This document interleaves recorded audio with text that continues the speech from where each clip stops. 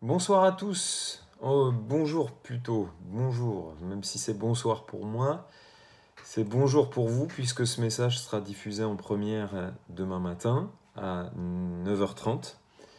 Voilà, j'espère que vous allez bien depuis ce week-end, en tout cas pour ceux que j'ai pu rencontrer, que j'ai pu saluer. Et pour les autres, eh bien, j'espère également que vous allez bien. Et nous avons hâte eh bien, de vous revoir, que le Seigneur vous bénisse et que sa grâce eh bien, continue de surabonder dans nos vies, dans votre vie et dans la mienne. Amen, parce que nous en avons besoin. Alors j'aimerais ce matin, partager un message que j'ai intitulé Jonas, le bras de fer avec la grâce. Et pour cela, nous lisons dans Jonas, chapitre 1, verset numéro 1. Nous lisons tout le chapitre. La parole de l'Éternel fut adressée à Jonas, fils d'Amittai, en ces mots : Lève-toi, va à Ninive, la grande ville, et crie contre elle, car sa méchanceté est montée jusqu'à moi. Et Jonas se leva pour s'enfuir à Tarsis, loin de la face de l'Éternel. Il descendit à Jaffo, et il trouva un navire qui allait à Tarsis. Il paya le prix du transport et s'embarqua pour aller avec les passagers à Tarsis, loin de la face de l'Éternel. Mais l'Éternel fit souffler sur la mer un vent impétueux, et il s'éleva sur la mer une grande tempête. Le navire menaçait de faire naufrage. Les mariniers eurent peur, ils implorèrent chacun leur Dieu, et ils jetèrent dans la mer les objets qui étaient sur le navire, afin de le rendre plus léger. Jonas descendit au fond du navire, se coucha et s'endormit profondément. Le pilote s'approcha de lui et lui dit : « Pourquoi dors-tu ? Lève-toi, invoque ton Dieu, peut-être voudra-t-il penser à nous, et nous ne périrons pas. » Et ils se dirent l'un à l'autre : « Venez, tirons au sort pour savoir qui nous attire ce malheur. » Ils tirèrent au sort, et le sort tomba sur Jonas.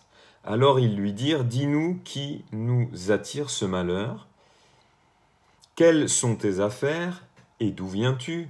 Quel est ton pays, et de quel peuple es-tu ? » Il leur répondit : « Je suis hébreu, et je crains l'Éternel, le Dieu des cieux qui a fait la mer et la terre. » Ces hommes eurent une grande frayeur, et ils lui dirent : « Pourquoi as-tu fait cela ? » Car ces hommes savaient qu'ils fuyaient loin de la face de l'Éternel, parce qu'il le leur avait déclaré. Ils lui dirent : « Que te ferons-nous pour que la mer se calme envers nous ? » Car la mer était de plus en plus orageuse. Il leur répondit : « Prenez-moi, jetez-moi dans la mer, et la mer se calmera envers vous, car je sais que c'est moi qui attire sur vous cette grande tempête. » Ces hommes ramaient pour gagner la terre, mais ils ne le purent, parce que la mer s'agitait toujours plus contre eux. Alors ils invoquèrent l'Éternel et dirent : « Ô Éternel, ne nous fais pas périr à cause de la vie de cet homme, et ne nous charge pas du sang innocent, car toi, Éternel, tu fais ce que tu veux. » Puis ils prirent Jonas et le jetèrent dans la mer, et la fureur de la mer s'apaisa. Ces hommes furent saisis d'une grande crainte de l'Éternel, et ils offrirent un sacrifice à l'Éternel et firent des vœux. Amen. Après, on sait que l'Éternel fera venir un grand poisson qui engloutira Jonas, et Jonas, dans le ventre du poisson, eh bien, sera 3 jours et 3 nuits. Et il pria l'Éternel, et Dieu lui fera grâce, puisque le gros poisson eh bien, renverra eh bien, Jonas. On lit dans Jonas chapitre 4, versets 1 à 9. Jonas chapitre 4, versets 1 à 9. Cela déplut fort à Jonas, et il fut irrité. Il implora l'Éternel et dit : « Ah, Éternel, n'est-ce pas ce que je disais quand j'étais encore dans mon pays, ce que je voulais prévenir en fuyant à Tarsis ?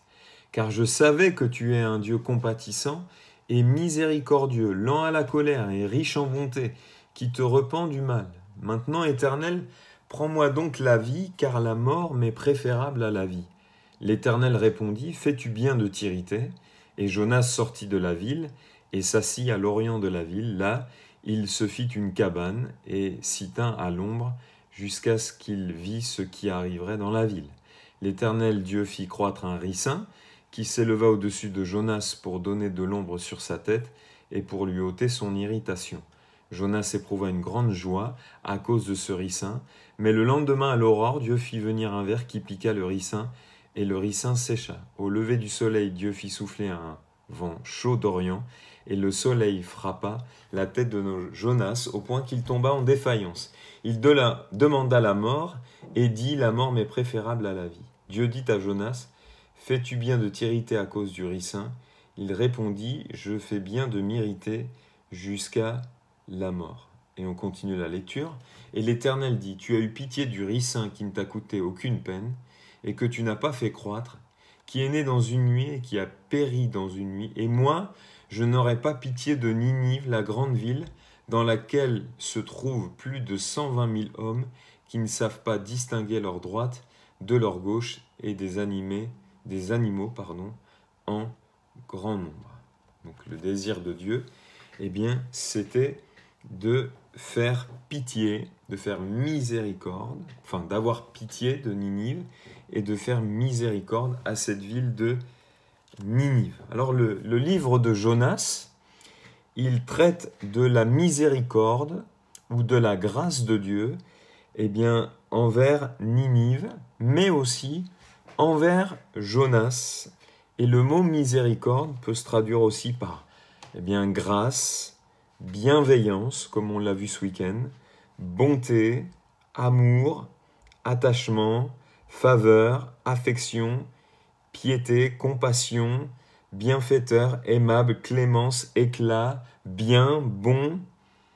Et comme je vous l'ai dit ce week-end, ce mot qui regroupe eh bien, toutes ces significations, c'est Hesed, Hesed, dans l'hébreu.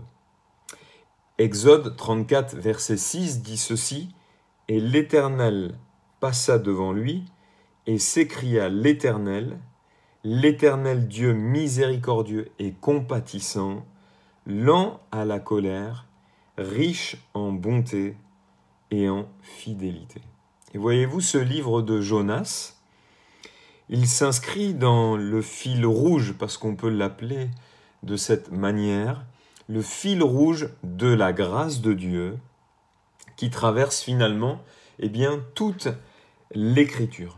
Alors, souvent, notre attention, elle est focalisée ou davantage focalisée sur Jonas, sur son attitude, sa fuite, son refus d'aller à Ninive dans un premier temps, sa crainte de voir les Ninivites se repentir et que Dieu eh bien, leur fasse grâce, son déplaisir, son irritation de les voir se repentir, l'importance que le ricin avait pour lui plus que la ville de Ninive. Alors, à cause de cela, Jonas est qualifié d'égocentrique, de désobéissant, de nationaliste, de borné, de têtu, etc.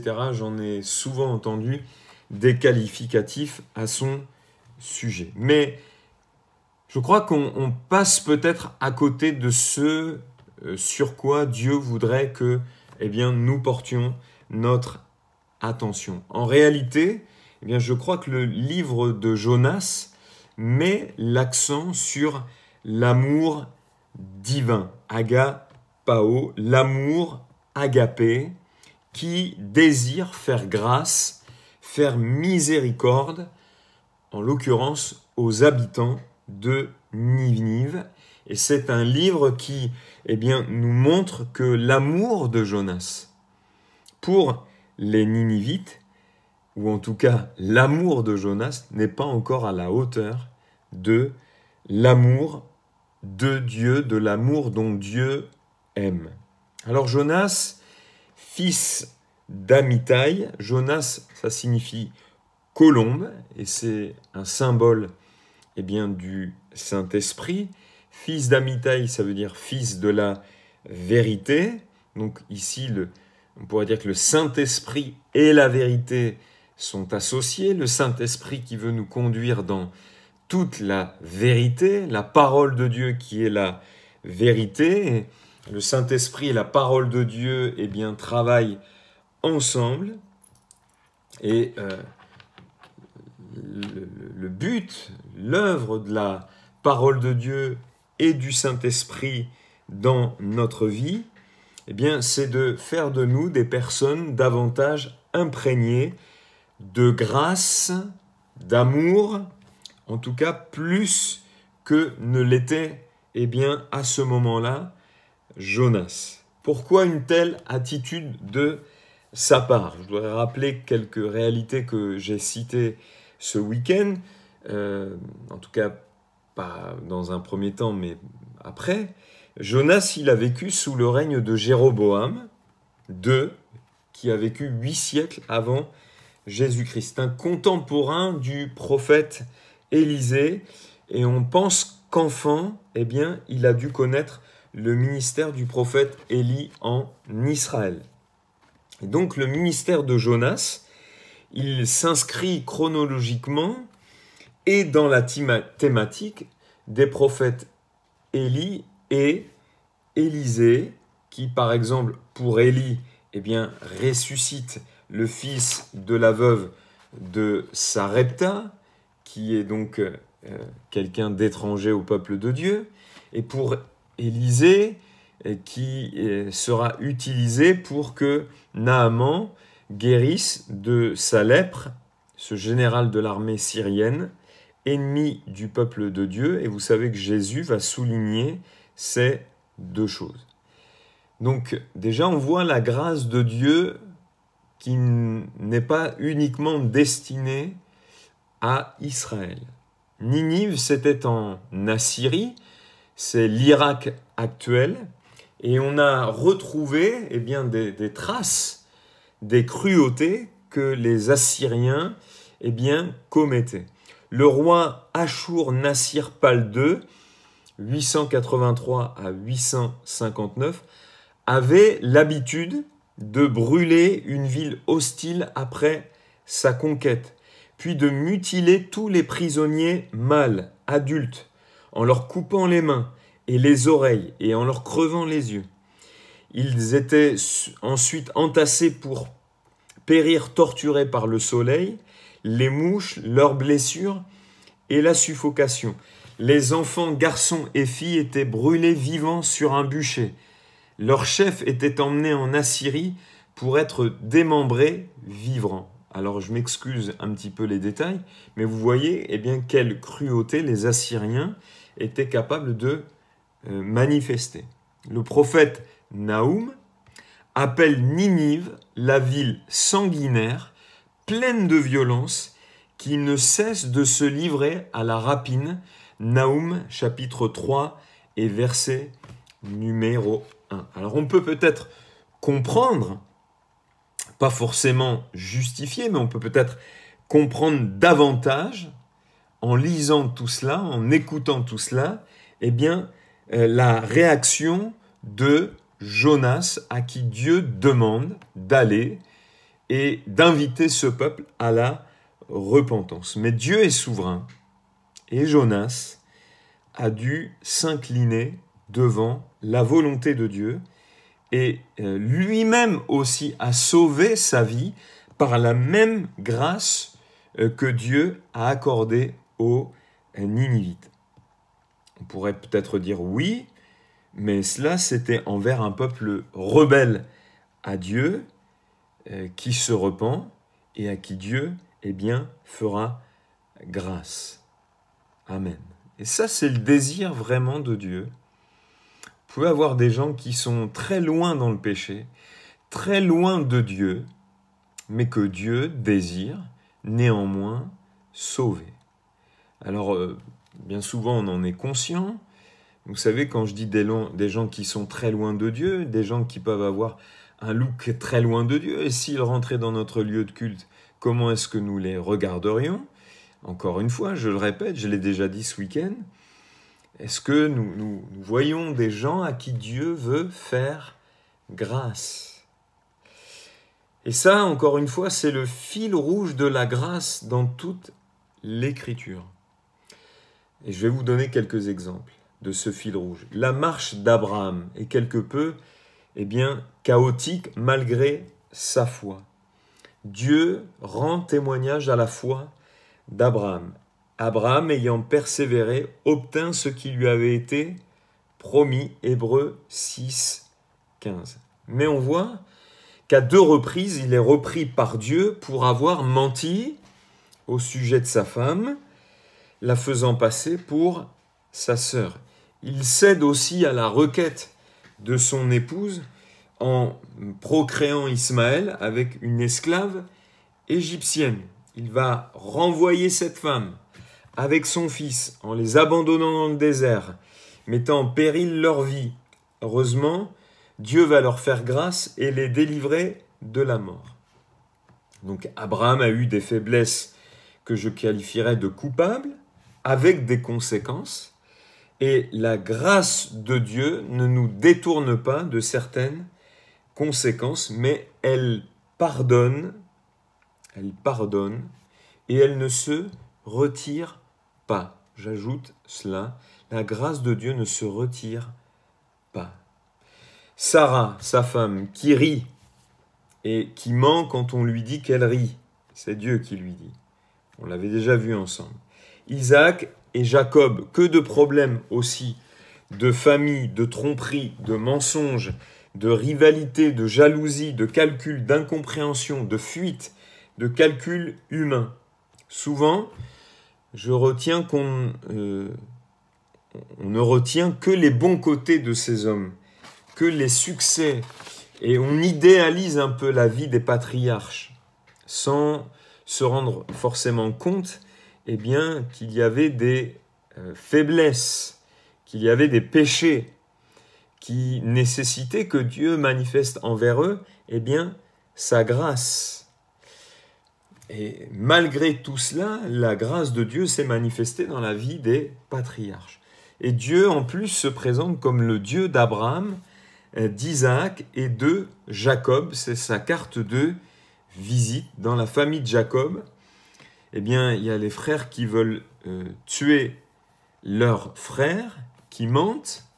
Est-ce que Dieu cherche à nous encourager à faire les mêmes choses en nous relatant ces choses au sujet des patriarches? Bien sûr que non. Dieu reste le même. Il est le Dieu qui est le mal, qui est le péché, mais à qui il fera grâce. C'est un Dieu qui fait grâce, ne cessant justement dans sa grâce. Il pardonne dans sa grâce, mais dans sa grâce aussi, il ne cesse de travailler de manière pédagogique à transformer ces hommes et à les éduquer. Sans la grâce de Dieu, non seulement nous serions perdus, nous ne pourrions pas être sauvés, mais sans la grâce de Dieu dans notre cheminement après le salut, après être entrés dans le salut de Dieu, nous serions aussi perdus. Donc jamais Dieu ne se retire d'eux, ne se détourne d'eux, ne se retire en tout cas de leur vie. Moïse était un meurtrier, David un adultère, Rahab une prostituée, et je pourrais vous citer des quantités d'exemples. Dieu permet que ces choses soient dans sa parole, non pas pour que nous les imitions, non, mais pour que nous voyions sa grâce agissante dans la vie de ces hommes et de ces femmes, non seulement pour les amener à la foi, pour les sauver, mais aussi pour les transformer, pour faire d'eux des instruments de bénédiction. La Bible dit dans Jacques 3,2 que nous bronchons tous de plusieurs manières, mais malgré ça, le regard de Dieu est un regard plein de grâce et de bonne disposition à notre égard. Et je dis ceci, ne soyons pas plus royalistes que le roi. Je ne sais pas si j'utilise cette expression de la bonne manière. En tout cas, ce que je veux dire, c'est combien de fois nous manquons de grâce et nous sommes plus sévères, plus durs que Dieu, plus exigeants avec les autres que Dieu ne l'est en réalité avec nous. J'ai remarqué aussi que bien souvent des hommes, des femmes qui ont été l'objet de la grâce de Dieu, qui dans leur cheminement spirituel, depuis leur conversion, en cheminant avec Dieu, ont fait des faux pas, ont fait des erreurs, même des fois se sont éloignés, ont vraiment été l'objet de la grâce de Dieu qui les a ramenés vers lui. Eh bien, revenant vers Dieu, quelquefois, sont tellement durs avec les autres. C'est comme s'ils oubliaient la grâce de Dieu envers eux.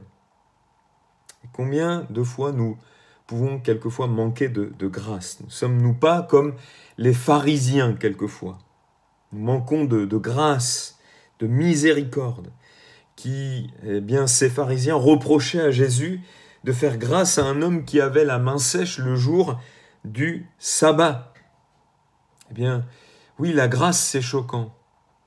Et je vous donne un autre exemple. Imaginez qu'au pied de la croix, comme cela se faisait d'ailleurs, il y avait la famille des meurtriers qui assistait à la crucifixion de ceux qui étaient mis à mort. Non pas la famille de ceux qui étaient mis à mort, mais la famille de ceux qu'on avait tués était là pour voir la mise à mort des meurtriers ou des membres de leur famille. Et vous imaginez qu'au pied de la croix, Jésus dira à cet homme, meurtrier, je te le dis aujourd'hui, tu seras avec moi dans le paradis de Dieu. Croyez pas que ça a dû être choquant pour la famille, peut-être des meurtriers. Jésus qui, nombre de fois, doit reprendre ses disciples, les enseigner, mais les reprendre aussi, et qui demeure auprès d'eux. Peut-être que s'ils avaient été en stage pastoral, ils auraient été exclus. Mais ça n'avait pas été le cas de la part du Seigneur. La grâce de Dieu envers Pierre, qui renie Jésus, qui dit ne pas le connaître, qui ment à 3 reprises et qui jure ne pas le connaître. Et à qui Jésus dira, tu vois Pierre, tu as prétendu m'aimer plus que les autres, mais tu m'as renié 3 fois. Vois-tu ce que c'est que d'aimer véritablement ? Eh bien, tu m'as renié, mais je continue de t'aimer. Voilà, c'est ça, la grâce, l'amour. Matthieu 24, verset 48, « Mais si c'est un méchant serviteur qui se dit en lui-même, mon maître tarde à venir, s'il se met à battre ses compagnons, s'il mange et boit avec les ivrognes. » Vous voyez la dureté ici, la dureté et non la grâce. Je me souviens d'un pasteur qui m'avait fait part du fait que, eh bien, suite aux événements de la Seconde Guerre mondiale, il avait du mal à pardonner. Voilà, dès qu'il voyait des Allemands, c'était difficile pour lui. Donc vous voyez, ce n'est pas que des exemples bibliques, il y a aussi des exemples contemporains. On pourrait multiplier les exemples bibliques ou contemporains de la grâce de Dieu qui se manifeste, de la faveur de Dieu, des bonnes dispositions de Dieu, en opposition avec la dureté, le rejet. D'ailleurs, je reviens sur ma prédication de dimanche, le contraire de la bienveillance, c'est la malveillance, et ça nous parle de dureté, la malveillance. Et je trouve que des fois, certains chrétiens sont beaucoup trop durs et bien loin de la grâce de Dieu. Quand l'attitude, par exemple, de certains te chagrine quelque peu, et je m'adresserai à toi personnellement, mais que tu sais au fond de toi que tu dois passer, faire grâce, ou qu'on a péché contre toi, et oui, encore faire grâce autant de fois que c'est nécessaire. Et là, bien souvent, ça m'est arrivé, eh bien Dieu t'aide à réaliser combien de fois lui, il te supporte et te fait grâce à longueur de journée et t'amène à te demander ce que tu aurais voulu que les autres fassent pour toi si c'était toi qui étais en tort. Cette attitude de grâce, elle nous amène à bannir les jugements et les critiques de personne. On juge encore une fois les faits, mais on est là pour faire grâce aux personnes, pour manifester la miséricorde, pour exercer le pardon. Les plus durs étaient les religieux. Et c'est la même chose aujourd'hui dans nos églises. Les gens religieux sont les plus durs. L'esprit religieux, c'est vraiment quelque chose de contraire à la grâce. La grâce manifestée, la miséricorde manifestée, c'est l'expression de la maturité chrétienne. La grâce va au-delà, encore une fois, du jugement.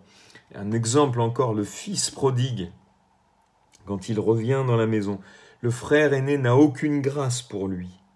Il refuse d'entrer dans le pardon. Il refuse d'entrer dans la grâce. Et pour cela, il refuse d'entrer dans la joie, dans la fête. Matthieu 9,13 dit « Allez et apprenez ce que signifie « Je prends plaisir à la miséricorde et non au sacrifice ». Que Dieu vous bénisse. Soyons des hommes et des femmes de grâce, de pardon. Amen. Bienveillants, encore une fois. Que le Seigneur vous bénisse. Père, merci pour cet exemple de Jonas qui a été utilisé, même si dans un premier temps il a refusé, il a fui, par toi pour annoncer la grâce de Dieu à une ville tellement méchante. C'est toi qui le dis. Tu es un Dieu qui prend plaisir à faire grâce, à faire miséricorde aux pécheurs. Tu as jugé le péché dans une chair semblable à la nôtre, en Christ, parce que tu veux faire grâce aux pécheurs. Tu veux faire grâce même à tes enfants qui pêchent, qui confessent leurs péchés. Tu leur fais grâce autant de fois qu'ils en ont besoin. Fais de nous des hommes et des femmes de pardon, de miséricorde, de grâce et de bienveillance. Hesed en hébreu, oui, que nous vivions la réalité de ce mot au nom de Jésus. Amen.